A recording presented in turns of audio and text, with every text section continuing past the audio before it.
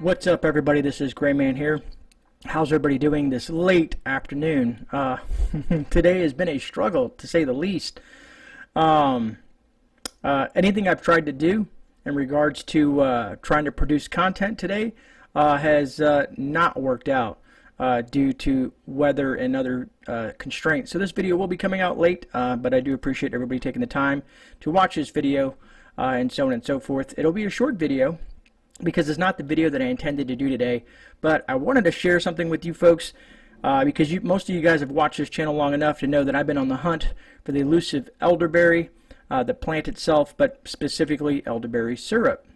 Well, lo and behold, I finally found myself an elderberry, let's say, honey pot. It is locally grown and processed, and here locally in my county, which is awesome. I'm trying to make friends with these folks. They're great people. I got introduced to them through some friends that I have over at the farmers market, where you guys know I've been getting stuff like the honey and other great medicinals and edibles at. Besides the ones that that I go out and find myself or grow. Anyways, that being said, I just wanted to show off this. I told her that I would show her her brand, but there it is there. It's the Edelman's Elderberry Syrup, 16 ounces. This stuff is some really good stuff.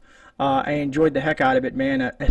Before I even got from her location, I'm sitting there taking swigs of this stuff just because I was so excited. And I'm going to kind of break this down just real quick, and because I wanted your guys' opinion on it, people who've been using elderberry for quite some time. It says adults 1 to 4 tablespoons daily, and children 1 year or older, over 1 year older, 1 to 2 tablespoons daily. Inside this bottle is all organic elderberry, cloves, ginger, cinnamon, raw honey, and filtered water. I am truly happy. I do like the packaging and whatnot, and I do like the bottles. I can definitely reuse these bottles here. But I'm ecstatic to have it. Now, I did also come across this. This is actually produced out in Ohio here. Come on, camera. There you go. Some old-fashioned elderberry jelly, and done by the Amish out in Ohio, which I was very thankful to come across that as well. So people ask, Gray, why are you so obsessed with elderberry? Well, elderberry has been used for hundreds of years because it by Native Americans and some other folks out there, and it just has so many antioxidants in it. And a lot of health benefits. So I threw up some notes real quick to kind of go over some of this stuff. But like I was saying, elderberry contains antioxidants that believed to be to fight flu and boost immune system. Which what's going on in the world today? Why not? Why not do anything you can to help benefit your immune system? And a lot of folks, I'm assuming, I don't need to go over what an elderberry looks like and stuff like that. But there's a lot of evidence based on elderberries. They've done some all different types of scientific studies on it so far. They've concluded that elderberries might have an antioxidant, antiviral effects. They also studied 60 people with flu-like symptoms, took 15 milliliters of elderberry syrup for 4 times a day. Their symptoms improved 4 days before the people who took the placebo. So, and there's a couple other studies here that I saw. Also, I just wanted to go over a couple of other benefits that have been known that helps when you take elderberry as well. One is treating acne.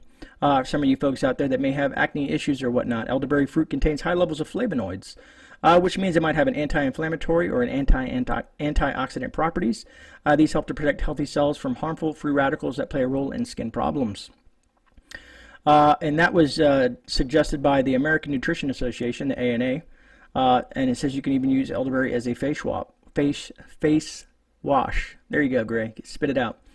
Also, another thing that I thought was kind of cool for some of you older folks like myself, it says reducing wrinkles. Elderberries contain high levels of vitamin A.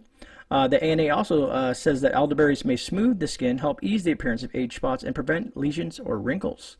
I thought that was pretty intriguing, right? So let's kind of like break down. Let's say you drink a cup of elderberry juice or syrup or however you want to call it. So roughly about 106 calories, if you care about your calorie intake with that.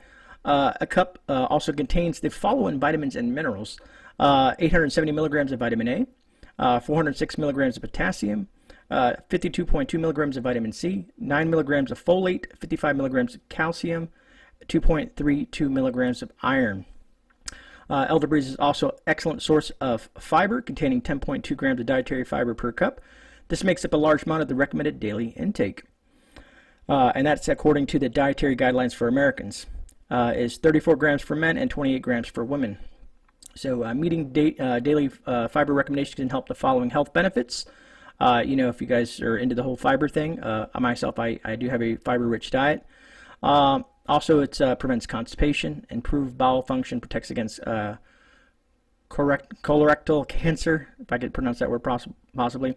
Reduce blood pressure, protect against cardiovascular disease, and lower blood cholesterol. That's with the fiber that's inside the elderberry itself. And just to be, on the side of caution, you know what I mean, before you consume anything, you may want to suggest, your physician or whatnot if you suffer from any specific ailments or have any allergies or things like that. This is just my personal experience and how I feel that elderberries is such a nutritional, it should be in part of someone's diet. I think it's just awesome. So I got here some possible side effects of raw. This is raw elderberries, okay? So remember that fact, raw elderberries. People can eat elder flowers raw or cooked. However, that raw elderberries, as well as the seeds, leaves, and the bark of the tree contain a toxic substance. Eating, drinking raw elderberries and other toxic part of the plants can lead to nausea, vomiting, and diarrhea. Just a precaution, just to kind of, give you an idea, that's why I like the elderberry itself processed into a syrup or jam, and so on and so forth. Now, let me see here. I had something highlighted here. Because basically the main thing that I'm looking at with the elderberry is the fruit itself. If you want to call it a fruit, that's what I'm calling it. But like I said, to make something like these, I got bottles and bottles of this stuff, man. I went crazy buying bottles. If you guys only knew how many bottles. Me being a prepper, yeah, I bought a lot, and I probably will buy a lot more. But anyways, I thought it was pretty cool. Like I said, there's various ways to prepare elderberries, but I like the syrup. Basically, if you ever wanted to do it, and most of you guys probably already know how to process elderberry, but you would remove the stalks, cook the berries in water and sugar, preferably. Depending on the sugar that you want to use, this is cane sugar that was made to make these bottles. You want to strain, boil that liquid to reduce it until it takes on a syrup-like consistency. People can drizzle the syrup over plain yogurt and add it to a smoothie. I'm just using a shot glass and taking kind of like a shot every day of the stuff personally. But I don't know. I think it's awesome. I finally came across it. Jam and then House sent me some actual elderberries and stuff like that. I'm just wanted to share that with you guys, folks. One side note, I wanted to tell everybody outside of what I'm talking about right now, the video that I had planned on doing today was nutrient survival. I started my nutrient survival 14-day challenge. I'm going to do a whole video. I started it and then didn't get not to finish it because this happened. Check it out. Yep. So that happened, and that ruined my whole thing out there because I was using my camp stove and all that stuff like that. I was trying to have a good time with it. Anyways, I will let you guys know what's up with the nutrient survival. I'm going to do the whole video on it. I open the cans to kind of look in them, and I'll show you guys that, and hopefully you guys will follow me on this journey. I want to say thanks to Becky over at Nutrient Survival, also Rudy over at Alaska Prepper for turning me on to these folks. So far I've had breakfast and lunch. For breakfast I had the eggs, and then for lunch I had the triple mac and cheese. And also for my snack, in between my meals, I also had the cinnamon oatmeal raisin cookie. I think that's what it's called. But we'll dive more into that. So very excited to do that. I want to see how it affects me, how how that food tastes, how the whole combination of it being on it for 14 days and only consuming nutrient survival. And also I'm going to be adding, so the first week I'm just going to do nutrient survival. The second week I'm going to be doing nutrient survival, then adding stuff out of my garden into it. Let's say like my tomatoes and some of my chives and onions and other things like that, maybe some peppers and whatnot. Just to kind of like pull it all in together because you have the survival freeze-dried food and then what you have, you're growing in your self-sufficient garden. So look forward to that. I should be dropping that in the next day or so. And we'll go from there.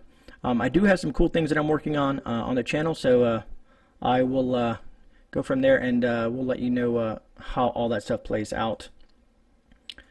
But anyways, folks, that about wraps it up for this quick, short video. Thank you guys so much. If you can, please subscribe, share, and like, and all that fun stuff like that. Give this video a thumbs up. It definitely helps the YouTube algorithm and gets channels like myself and others up there in the rankings.